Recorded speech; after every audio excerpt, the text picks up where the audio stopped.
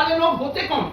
जैसे यहाँ कुछ कहा जाए और हमारे किसी साथी के खिलाफ एक एफआईआर कर, अगर बीजेपी के लोग ही सब जगह एफआईआर कर रहे हैं, एक और पैटर्न को देखना बहुत जरूरी है कि बीजेपी के लोगों के द्वारा बीजेपी शासित राज्यों में उन लोगों के खिलाफ, मुसलमानों के खिलाफ जो चल रहा है वो मुसलमानों तक सीमित रहेगा।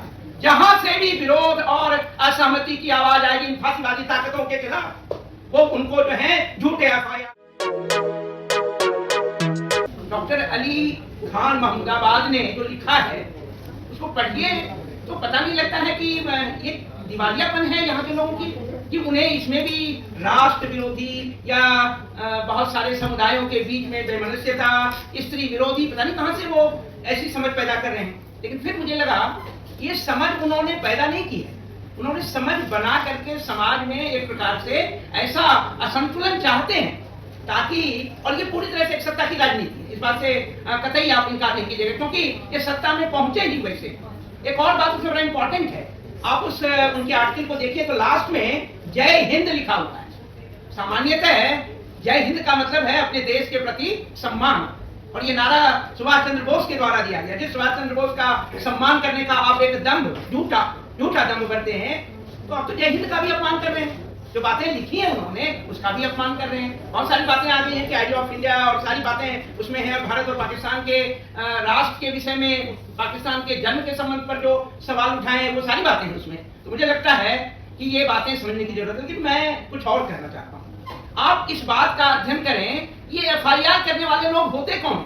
जैसे यहाँ कुछ कहा जाए और हमारे किसी साथी के खिलाफ एक एफआईआर दर्ज हो जाए, फिर वो पता कीजिए कि ये है कौन? पता चलो कि बीजेपी के लोग हैं। अगर बीजेपी के लोग ही सब जगह एफआईआर कर रहे हैं, एक और पैटर्न को देखना बहुत जरूरी है। किन राज्यों में एफआईआर हो रहे हैं? तो बीजेपी के शासित राज्य। इसका मतलब क्या होता है कि बीजेपी के लोगों के द्वारा बीजेपी शासित राज्यों में उन लोगों के खिलाफ एफआईआर किया जा रहा है जिनकी बातों से उनकी पूरी सहमति नहीं है, या जिनकी बातें प्रशंसा करते करते उनकी नग्नता को भी सामने रख देता है। तारीफ की है डॉक्टर अली खान ने जो है उसमें, लेकिन उन्होंने उसके नंगेपन को भी दिखाने की कोशिश की कि आपने भारतीय समाज को कहां पहुंचा दिया। तो ये बर्दाश्त के जो है वो बर्दाश्त के काबिल नहीं है, ये नहीं सिखाइए, तारीफ कीजिए। और एक बार जान लीजिए, जनतंत्र में जब भक्ति, ये डॉक्टर भीमराव अम्बेडकर ने भी 25 नवंबर 1949 को कहा था कि अगर अपने नायकों के चरणों पे आप अपनी स्वतंत्रता का त्याग करेंगे वो जनतंत्र टिक नहीं पाएगा। और अभी आपने एक नेता को, उप मुख्यमंत्री को सुना भी, वो कह रहे जनता, सेना, सैनिक सभी प्रधानमंत्री के चरणों पर नतमस्तक हैं। तो सेना का भी खुला अपमान है, कोई स्त्री का अपमान कर रहा है, कोई सेना का अपमान कर रहा है, कोई कह रहा है कि ये आयोजन है। अभी छत्तीसगढ़ के मुख्यमंत्री ने कहा है कि ऑपरेशन सिंदूर एक आयोजन है। अब कल्पना कीजिए, सेना लड़ती है, आम जन का जीवन जो है सीमावर्ती राज्यों में क्या हुआ, कितने लोग मारे गए। एक तरफ उनका विदेश मंत्री कहता है कि हमने तो पहले से उनको सूचित कर दिया था। इसका मतलब मैच फिक्सिंग थी क्या? ये सारे सवाल कौन पूछेगा? इस देश के नागरिक नहीं पूछेंगे तो कौन पूछेगा? हमने सिटीजन फॉर डेमोक्रेसी की तरफ से इससे ज्यादा स्ट्रॉन्ग सवाल पूछे और उस स्टेटमेंट में ये भी कहा ऑपरेशन सिंदूर, आपने ऑपरेशन सिंदूर नाम क्यों रखा, इस पर भी सवाल उठाए। तो सवाल है कि ये उसमें तो ढेर सारे सवाल हैं। इन्होंने बहुत साधारण बातें की, लेकिन एक बात जो फिर उठेगा कि सामान्यतः कार्रवाई किसके खिलाफ हो रही है? मुसलमानों के खिलाफ, अल्पसंख्यकों के खिलाफ। हाँ, ये मत समझिए कि मुसलमानों के खिलाफ जो चल रहा है वो मुसलमानों तक सीमित रहेगा।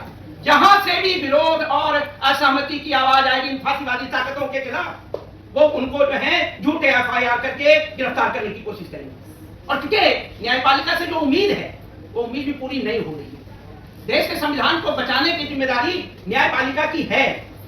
न्यायपालिका को कस्टोडियन कहा गया है, उनकी जिम्मेदारी कई बार वो भी है। तो इसलिए बहुत दुखद स्थिति है। बल्कि मैं कहूंगा कि हम यहाँ अली खान के पक्ष में तो है ही, लेकिन प्रत्येक उस नागरिक के उस अभिव्यक्ति की स्वतंत्रता के पक्ष में आए हैं खड़े होने, जो हिंदुस्तान के डेमोक्रेसी में सरकार से सवाल करता है, उसकी अकाउंटेबिलिटी की बात करता है। और हम इस मंच से भी ये बात करते हैं कि इस देश के प्रत्येक नागरिक को, वो अली खान हो या कोई भी हो, देश की सरकार से सवाल करने का हक है। ये संविधान के द्वारा दिया गया हक है और इसीलिए हम सबको अपने इस अधिकार की भी रक्षा करनी है। अली खान जैसे नागरिकों के इस अधिकार के लिए भी लड़ना है और उम्मीद है न्यायपालिका संविधान के अनुरूप अपने कर्तव्यों का पालन करेगी। लेकिन सवाल सिर्फ अली खान का नहीं है। ऐसे किसी भी नागरिक को जिनके खिलाफ पुलिस के द्वारा, और ये देखिए धीरे धीरे पुलिस को सांप्रदायिक बनाया गया है, पुलिस को जो है धीरे धीरे प्रतिबद्ध पुलिस बनाया जा रहा है, कमिटेड। अभी हम एक प्रोग्राम कर रहे थे 10-15 लोग इकट्ठे होकर के, और वो पुलिस 25-30 आ गई और वो पूछने लगे आप यहाँ कैसे प्रोग्राम कर रहे हैं, हम तो यहाँ बातचीत करने के लिए इकट्ठे हुए करेंगे। तो सवाल है कि उनको हमें ऊपर से आदेश है, ये ऊपर से आदेश देने वाले कौन है भाई? तो इसलिए इन सारे सवालों का जो है वो जवाब, और सवाल तो पूछना ही होगा। जिस दिन आपने सवाल पूछना छोड़ दिया उस दिन जनतंत्र खत्म हो जाएगा।